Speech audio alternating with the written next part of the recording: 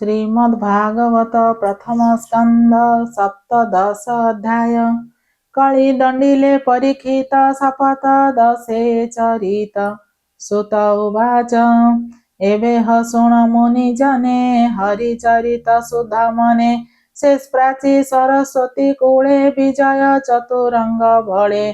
से राज ऋषि परीक्षित तेजे की प्रकाशे आदित्य।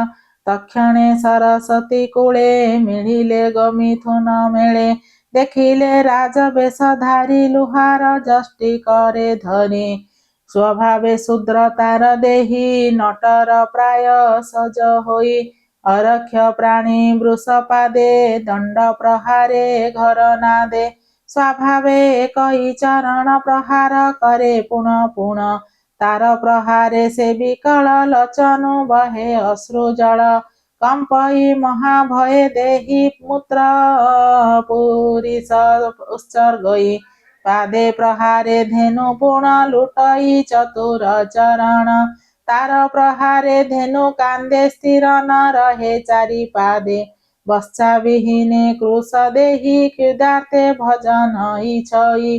तार निकटे रथे थाई नृपति आचंबित होई। बाण आरोपी धनुर्गुणे गभीर कमल वचने। अनाई वृषल बदन पुछई प्रहार कारण। राजा परीक्षित उवाच कह एक बण कारण। किं पाई करो प्रहारण। कहूँ अहिलु तु पुरुष कहत हर नाम किस। मर शरण नर लोक एहाको करो तु निरेख। दुर्बल निर्बल प्राणी को चरणे प्रहारु बलियार पणे। बेसे तो राज रूप धरु शूद्रर प्राय कर्म करो। कह एक बेण कारण देख गम करे धनुर्बाण। देख अर्जुन संगे करी निज भुवने गले हरि।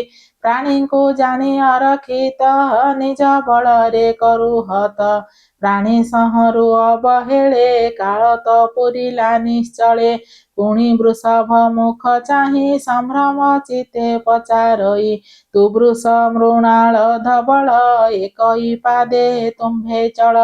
तिनि चरण तर थिला कह कि हेतु केणे गला।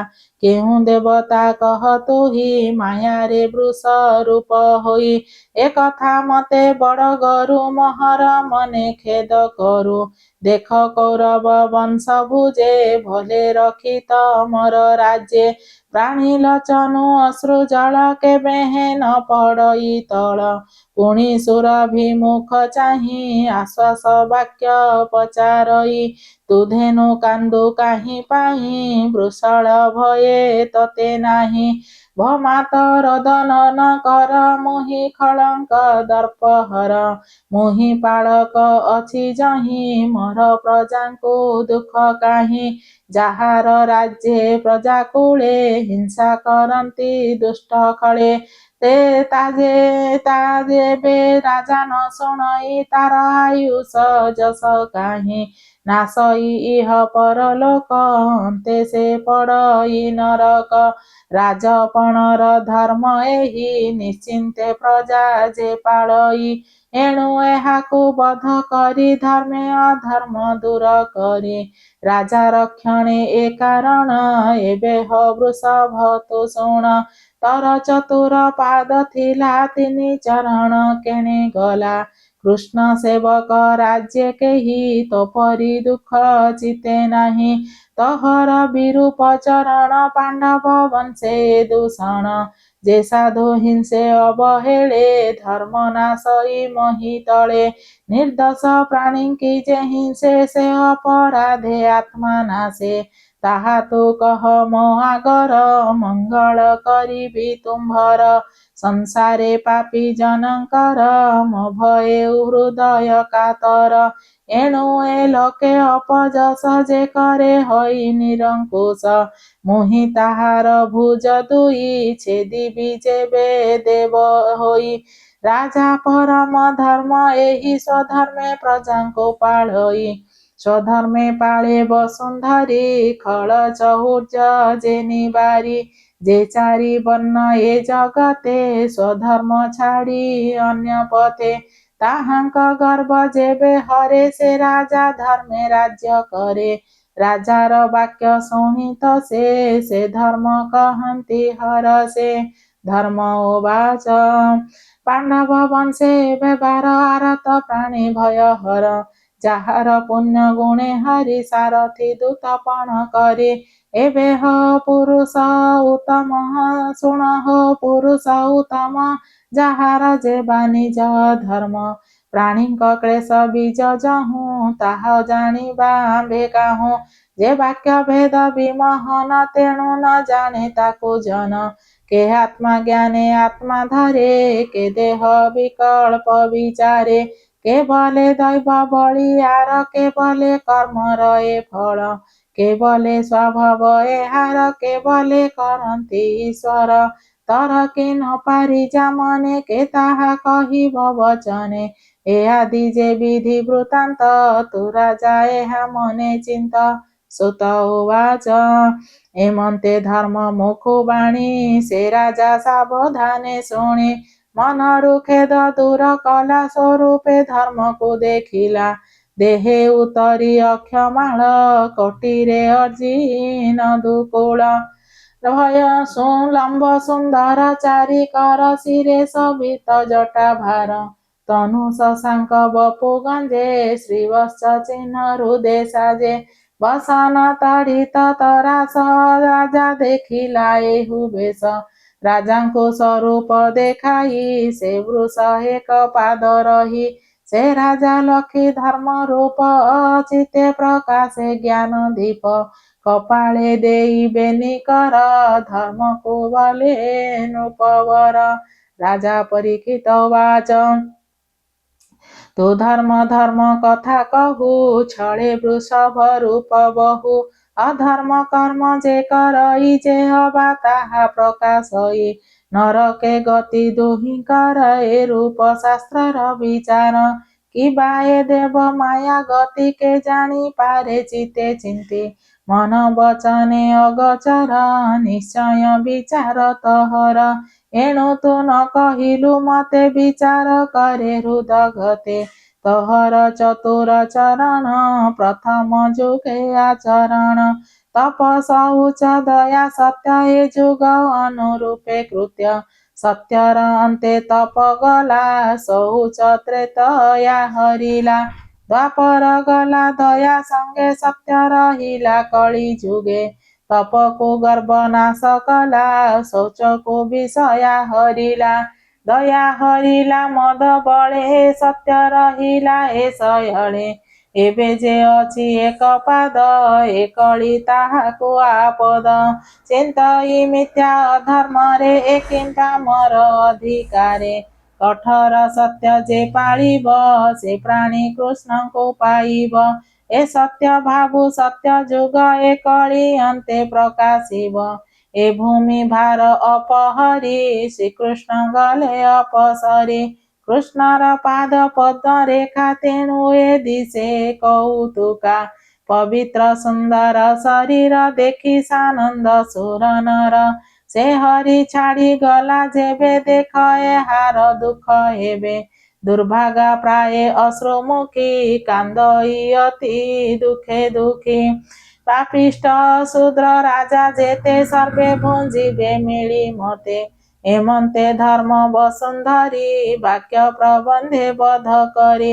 ତୀକ୍ଷ୍ଣ ଖଡ଼ଗ ଧରି ହସ୍ତେ ମିଳିଲା କଳିର ଅଗ୍ରତେ।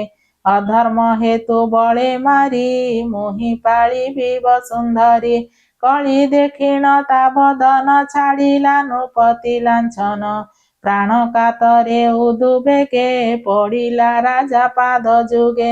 ସେ କଳି ଜୀବନ ବିକଳେ ପାଦ ପଡ଼ିଲା ଯେତେବେଳେ। ଦେଖିଣ କଳିର ବିକଳ ସ୍ୱଭାବେ ଶରଣ ବତ୍ସଳ। ତାର ବିକଳ ମୁଖ ଦେଖି ଖଡ଼ଗ ଭୁଜ ଊର୍ଦ୍ଧ୍ୱେ ରଖି। ଛେଦନ ନ କରି ତା ଶିର ହସି ବୋଲନ୍ତି ନୃପବର। ରାଜା ପରୀକ୍ଷିତ ଉବାଚ ତୁ ଯେ ଅଞ୍ଜଳି ଶିରେ ଧରି ପାଦେ ପଡ଼ିଲୁ ଭୟ କରି।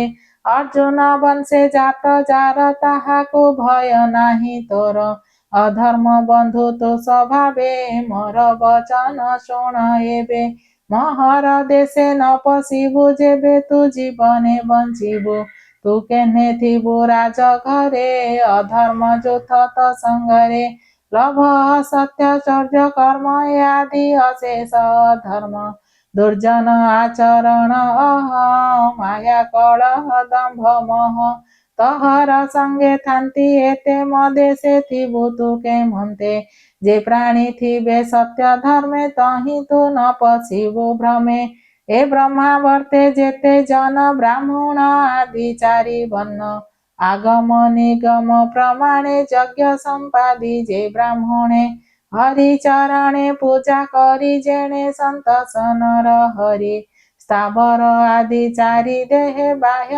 अंतरे व्यापी रहे जेन्हे पवन ए शरीरे बहई अंतर बाहरे से हरि पूजा करे जेहि तहि प्रवेश तर नाही ए धर्म महर प्रमाण एथकु साक्षी नारायण सुत उवाच शुणी से राजार उतर कଳି कंपई थर हर ऊंचे ऊंचाई असी बर दिशई जेन्हे दंड धर से राजा मुख कଳି चाहि बोलई सिरे कर देई कଳି उवाच भो राजा मु तोर वचने थिबि तो आज्ञा परमाणे तते देखई आग पछे खड़ग हस्ते तू प्रत्यक्षे तू धर्म प्राणीकर सार विचारी मते स्थान कर जहि निश्चिंते थिबि मोहि तोहर आज्ञा शिरे बहि सुत उवाच